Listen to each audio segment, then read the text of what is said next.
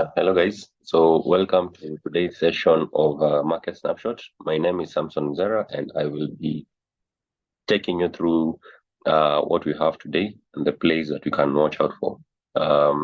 Again, also just a quick mic test. If you can hear me, just say hi on the chat section while we start.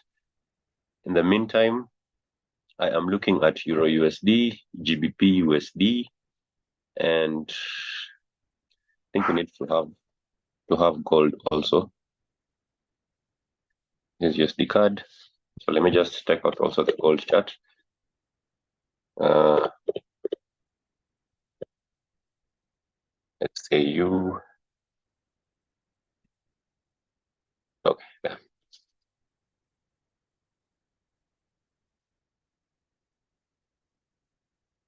Okay. So we have gold, euro, and the main pairs. Hello, young podcasts and Vinod. Okay, so let's get on to it. First, we're going to look at what happened for this week. And as you can see, for the better part of the week, for example, gold was, it came down on Monday. I remember there was a hike, there was a very huge spike over the weekend and early Monday, and then it quickly corrected and it came down. And then from there, we've just been swinging sideways, and we'll explain why in a bit.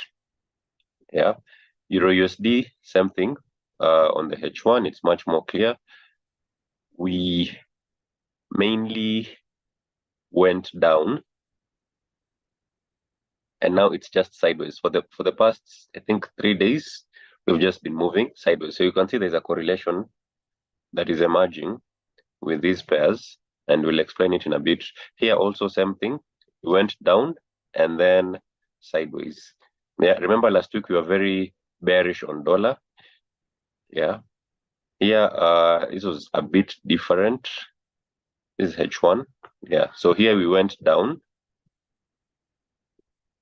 Let me just put this. So this is from Monday. We dropped like that. And then this one started rising from yesterday, Thursday. Now it's slightly back up.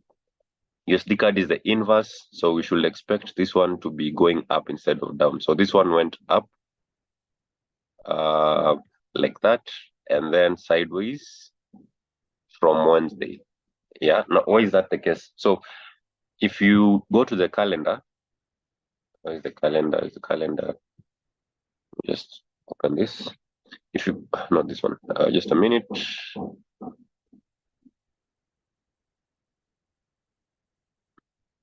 This one. Just a minute. Let me open the.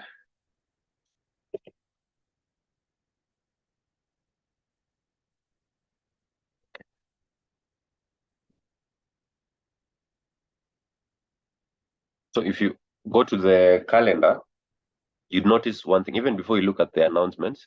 This week we had, from Monday, we had JOLTS openings. On Tuesday, we had ADP on Wednesday, and now we have non-farm on Friday. Now, before you look at the announcements, all of these announcements that we had in the past 2 days, for example, JOLTS, the expectation was that we're going to have, let me say, this one was almost the same as the previous. So it was still a high reading. 9.31 is still a lot of job openings. So the expectation was we won't have such a, we'll have so many openings and so many jobs. That's number one. ADP, same story. We're expecting a higher figure, 131. Yeah. And then non-farm today, we were also expecting a very high figure, 184. Yeah. Now, one thing about the market, 184 compared to 150. One thing about the market is it will move based on expectations. That means if people are expecting, for example, maybe OPEC countries to cut supply, then there will be an increase in prices even before they cut supply. So the expectation the whole week was we will have strong figures coming out of the US. And that's why, if you can see from Monday on the charts, the dollar was just strong based on these expectations. So if you, for example, look at Euro USD, let me just, this is Thursday, this is Wednesday. So from here, Monday, Tuesday, this point over here, it was just dropping. Why? Because the market was expecting that the figures will be really strong coming out of the US. And that's why everyone was rushing to buy dollar. And that's why the euro was trending downwards. And it did cover this area of imbalance over here because of that expectation. Yeah. However, when the data started coming in and it started saying otherwise, for example, on Wednesday, we had very weak ADP numbers. And yesterday, I think we also had some numbers coming in. Let me see what the numbers were yesterday. Thursday. Is it unemployment?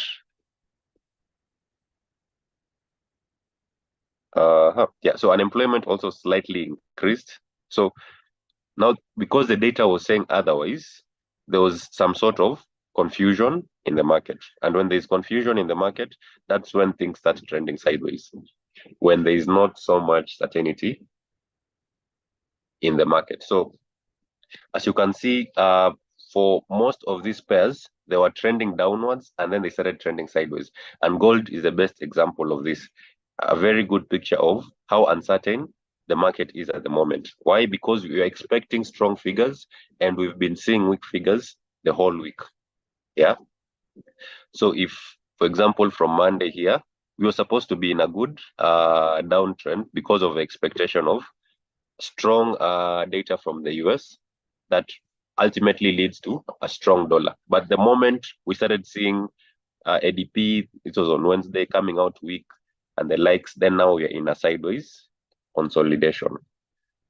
I hope that explains why the downtrend changed to a sideways move for the better part, because nobody wants to be on the wrong side of the market. So nobody is in a rush to buy or to sell the dollar at the moment. And that's why you are sort of waiting, you're in a waiting game to see how things are going to pan out for the day. Now, it is important to note that with history, NFP figures have not been the most reliable. Sorry, ADP has not been the most reliable predictor of NFP. Remember, ADP is just a private company doing the compilation of data. So just because we had, where is it? Just because ADP non-farm, this one, just because ADP non-farm came in weak doesn't necessarily mean the non-farm itself is going to come in weak. Again, just because we had a weak ADP figure over here, 103, and even JOLTS was slightly lower at 8.7, doesn't necessarily mean that that's also non-farm is going to come in lower than expected at 184, lower than 184. In the past, we've had a history of non-farm doing the opposite sometimes of what ADP has predicted. So it's important to be very careful with that. So, but it does tell us a story that there's some sort of consistency. Both JOLTS and ADP are pointing to weak job figures in the US. So that might be a pointer, but again, it's already been priced in with a sideways consolidation in the market. Now, the expectation for non-farm is, again, as we started, we still expect a strong employment reading. And what could a strong employment jobs data report imply? It could imply that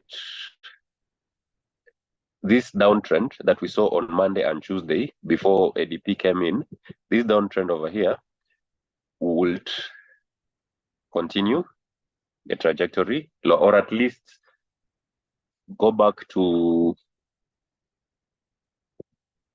now let's start marking out this chart. Yeah,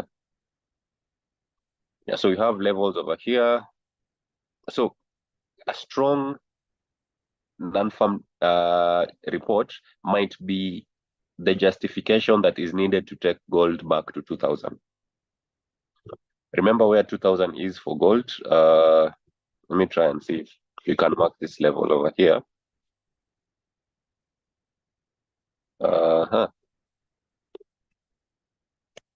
So yeah, 2000 over there. So a strong non-farm reading may be just what is needed to take gold back to 2000. Again, we have this zone over here. So yeah, so that's something that is worth watching out for, even as you're looking at your analysis. If indeed we have a strong reading, then it might be a good reason to anticipate that gold might go back to 2000. If we don't, remember the long-term outlook of the economy is that we will start seeing a weak dollar eventually. Now, there are two themes here that are at play.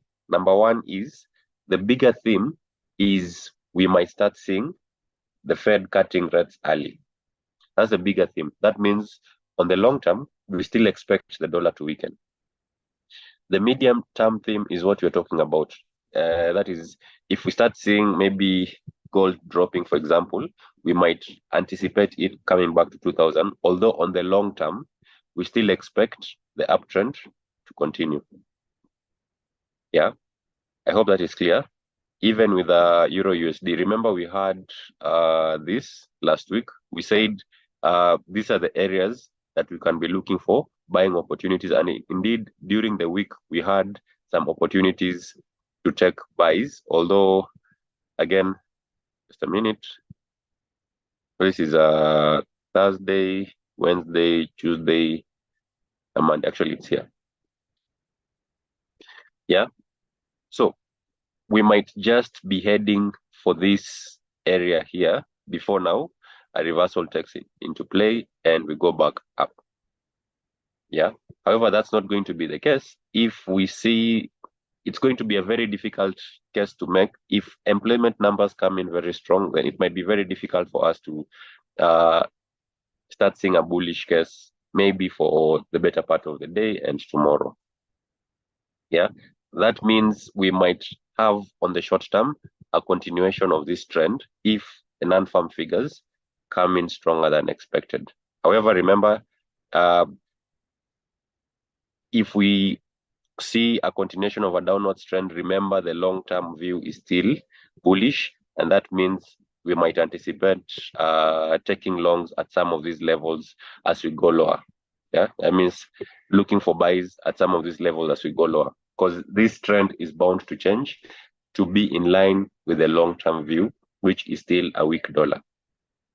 Okay, now we've talked about long-term and medium-term.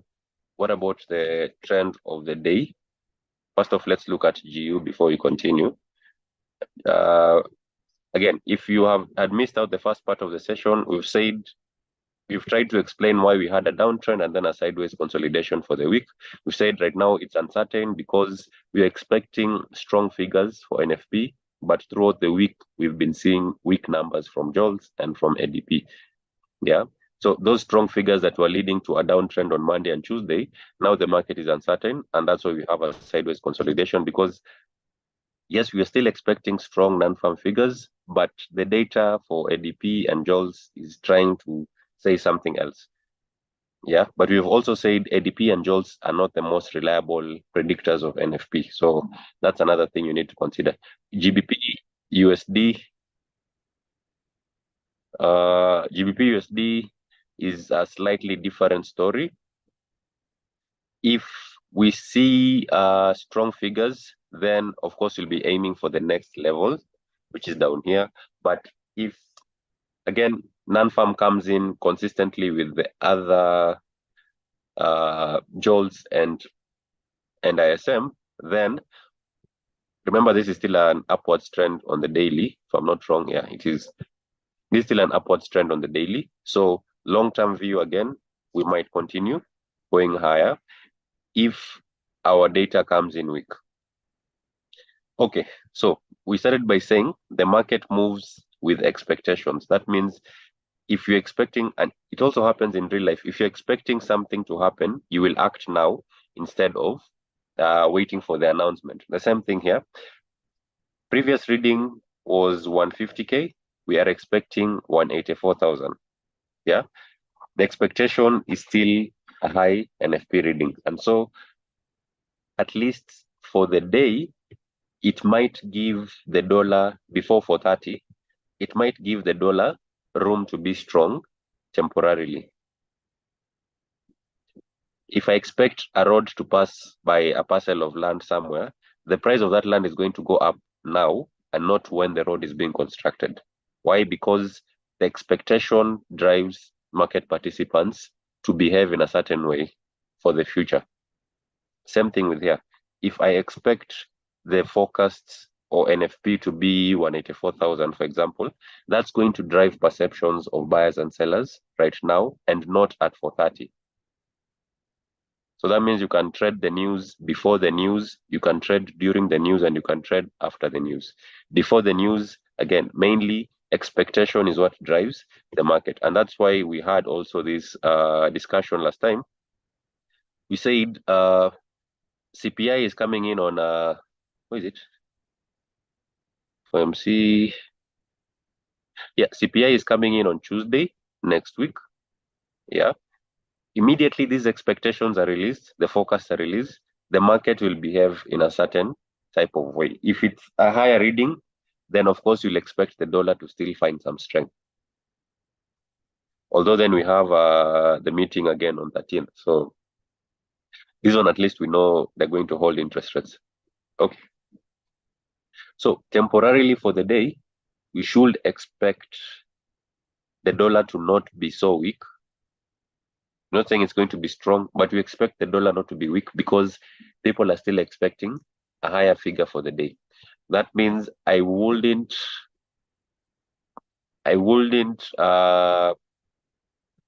very cautious if I saw the market dropping, for example, Euro USD dropping dramatically before 4:30. That's obviously maybe a run for liquidity or something like that. But if it drops very drastically before 4:30, then that's obviously a false move, and you can look for opportunities to take the reversal.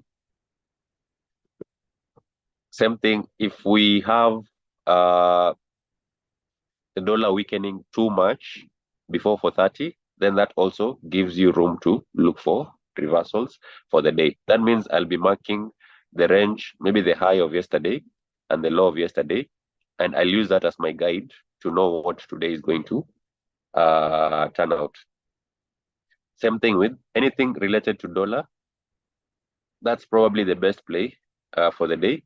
If there are any extreme moves on either ends, those are opportunities to look for reversals before 4:30.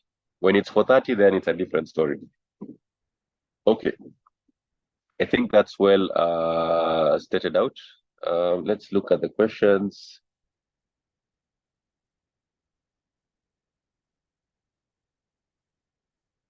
So which one should we pay attention to the most?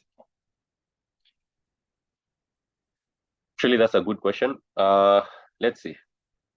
Let's go back to the chart.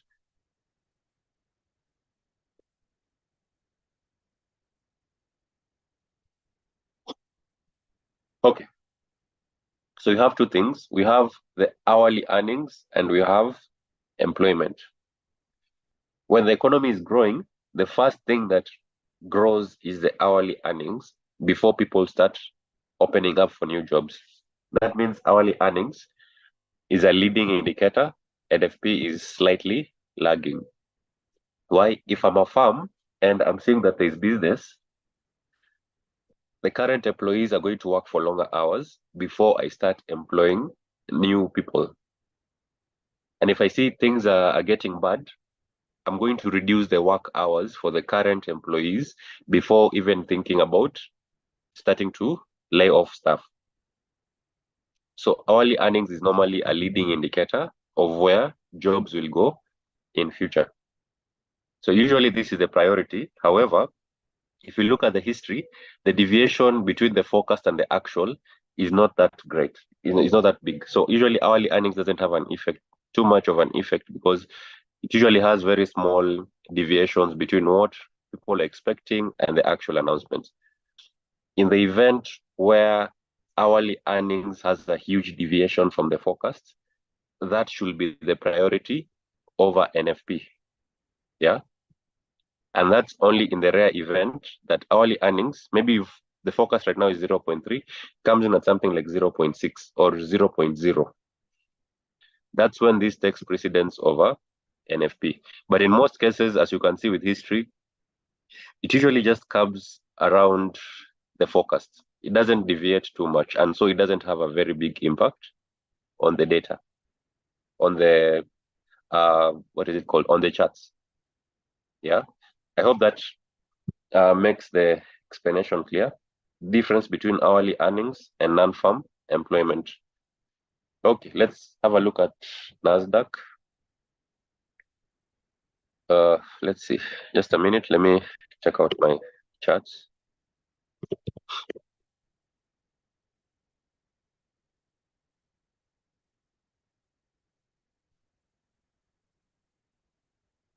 Ah,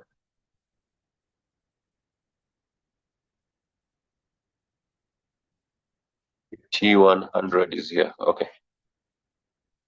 So let's look at the Nasdaq chart. So first thing you'd want to do is build a story on what you're seeing. Okay. So Nasdaq is a very interesting case because remember we are making new highs. We are attempting to make new highs for the year. So we need a very good reason. Sorry, we need a very good reason for us to continue printing highs for the year. So this was the most recent high I got.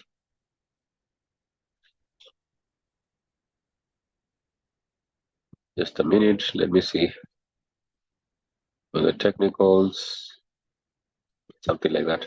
Okay. So we are printing new highs, but now we are having difficulty going higher than where we currently are. So if you look at the yearly price movement, you can see that the last time we made this high over here, this was in June. Was it June? June, July. Yeah. Just a minute, 1 minute.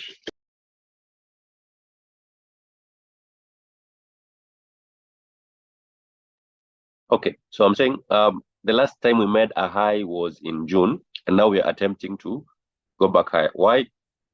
This entire movement we've been seeing for the past 1 month or so is because of the expectation that the Fed will start cutting very soon. Yeah. Now we need a very good reason for us to continue going high. Yeah. And that's why it's becoming increasingly data dependent. That is, if we see signs that, yes, maybe inflation is starting to come down and employment is starting to be affected, then it's going to prompt the Fed, or it's going to make the market be very sure that we will start cutting rates because it's hurting the economy. And if that's the case, then we should expect us to go higher. Yeah. Remember, Nasdaq has not changed. It's been trending sideways for a very long time right now. This is where's Monday? This is Thursday, Wednesday, Tuesday, Monday. Monday is over here. So from mid last week, we've just been going sideways, and it's because we've already made a new high. Yeah. So if we don't find that reason you're looking for, then I'll be looking to see if Nasdaq can crawl back to these lows over here and at least fill this imbalance and this imbalance over here. That is if we see strong NFP readings, which is a long shot. But if you see a strong NFP reading, then that means the Fed might be a bit confident and delay rate cuts, and that means Nasdaq might correct a bit. Because remember, we've printed new highs, so making a case for us to continue going higher needs a very strong reason. Why is FXPesa Nasdaq prices different from brokers? Let's see if we can check that. Just a minute. We've already checked on gold, so you can just rewind and look at gold. Just a minute, you can check the Nasdaq prices.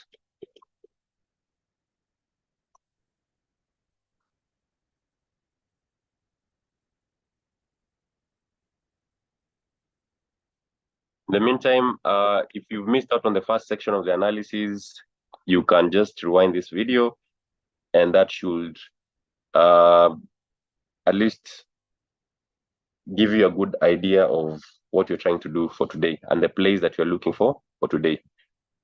Okay, so H1, yesterday 10, it's around here. Okay, so if you check on Google, if you check Nasdaq 100 was around that point. This was by yesterday when the market was closing, yeah, 7th of December. So the price was around here. It usually closes at 11. Is it 11 or 10? 16,000. And if you go back to your charts, from around 10, I think this is 10 here. We are roughly about that point where Nasdaq closed. Now remember, the quotes, the reason it's not changed from yesterday is because the US market has closed, and these are more of Nasdaq futures trading. So futures will trade 24/7, but the actual Nasdaq index itself on the CME will close when the market closes and open when the market opens, when the US session opens, that is. So yeah, so you're about the same. The small discrepancies probably because of different dealers, but again, the chart patterns should be the same. Okay. Let's see CME tool and Fed speak. The NFP might not affect the Fed decision next week. Yeah, exactly. So if you look at the CME tool, so I'm going through your questions, so just keep them coming while you discuss. If you look at the CME tool, so what is the CME tool? It's the tool that traders use to see the probability of the Fed hiking or lowering interest rates. So here we go. Yeah, so there's a very 97% chance that there will be no hike on 13th of December. That's when the next Fed meeting is, 13th of December. So a very huge probability. We say the same. Now, the interesting bit is May and June. That's what we'll be looking at going forward, because this is when a lot of people are speculating that we will start cutting rates. On May, there's an 86% probability of us easing. That means starting to see interest rates being cut. And also on June, there's a 96%. So depending on how these probabilities deviate, if it goes down, then the dollar, so when there's a high probability of easing or cutting interest rates, the dollar weakens. Yeah, so if it goes down too low, then we'll start seeing the dollar weakening. If it continues staying high or going higher, actually it's the other way around. I was interpreting the high. If there's a higher probability of easing, then the dollar continues to weaken. If the probability of easing lowers, the dollar starts to strengthen. So this is what traders will be following, the ones for May and June specifically. Yeah. Now, the question was, yeah, so next week we don't see a change. What you're trying to see is how early will they start cutting. So that's what the data, that's what we'll be using the data for. We're not really looking for 13th December. We're looking out for May and June.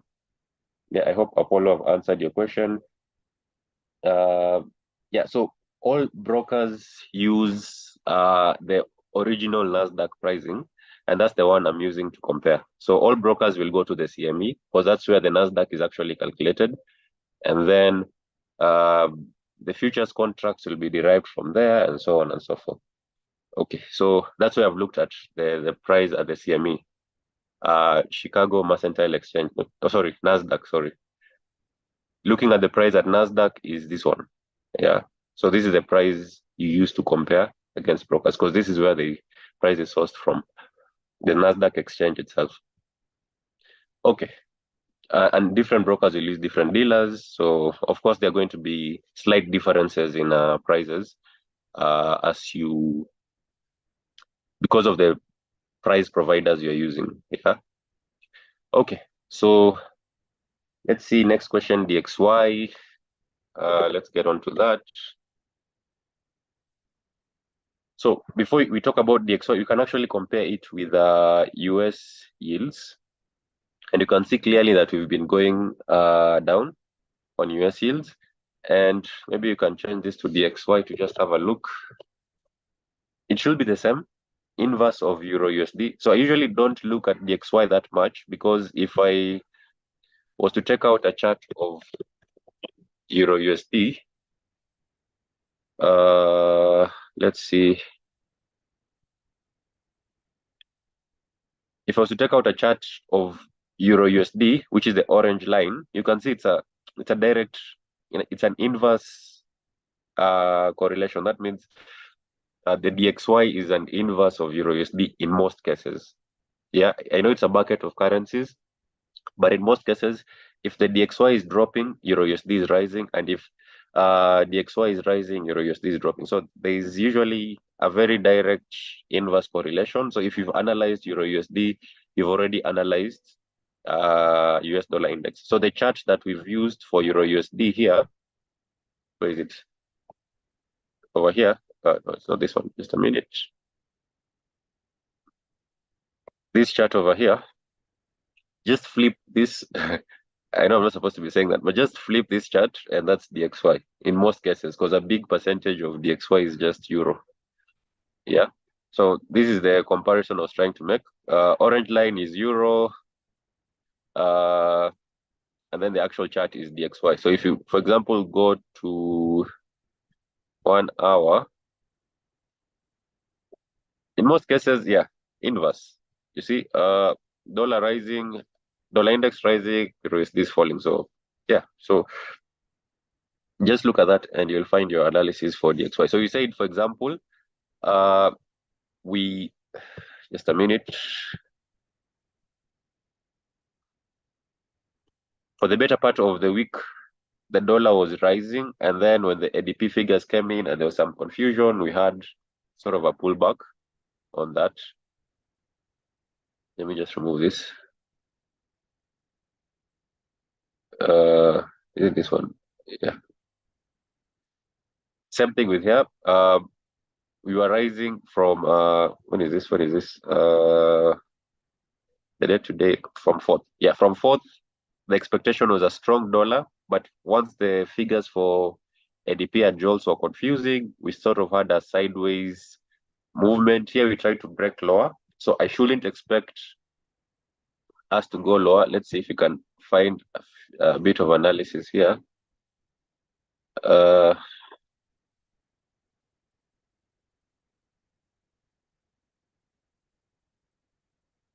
Let's see if we can look at areas where we can, specifically the 4 hours. Just a minute.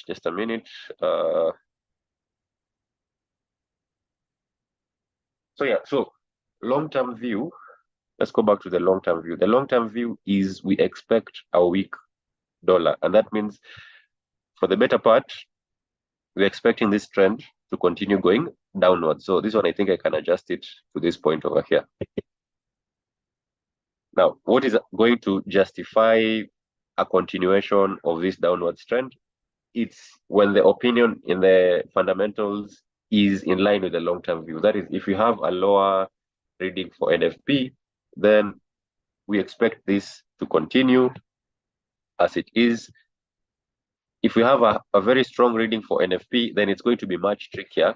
Even justifying a complete reversal is going to be very tricky. So it's easier looking for sells than it is looking for buys, as we said last week, because opinions on when the Fed is going to start easing might be conflicted if we have conflicting news. And conflicting news is you're expecting early hikes, but then the US economy is very strong, so it might delay the hikes. That's conflicting news. And if if the easing is delayed, not the hikes, the easing is delayed, then the dollar might not start weakening very soon. Yeah, that's on a fundamental perspective.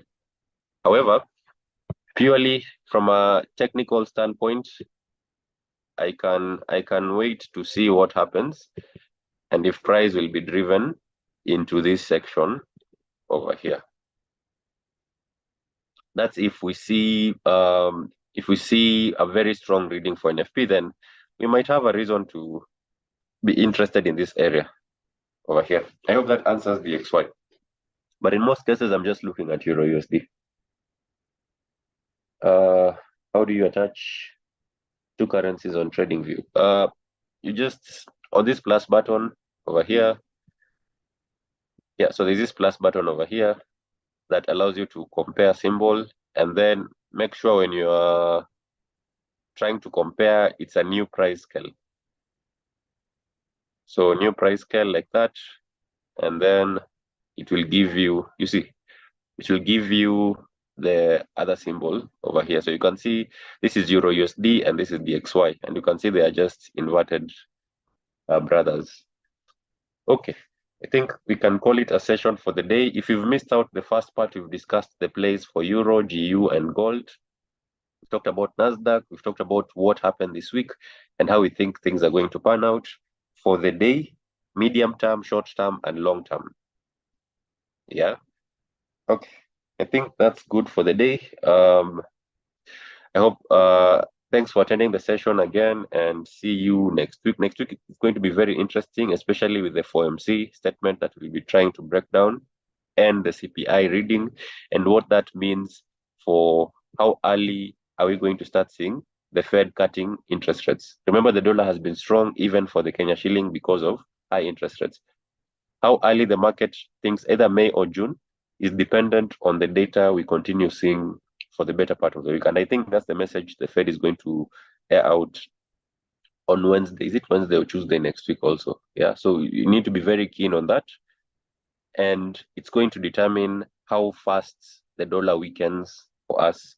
Should we be trading a trend? Should we be considering a sideways consolidation, and so on and so forth? Okay. Having said that, thanks for attending the session. See you in the next session.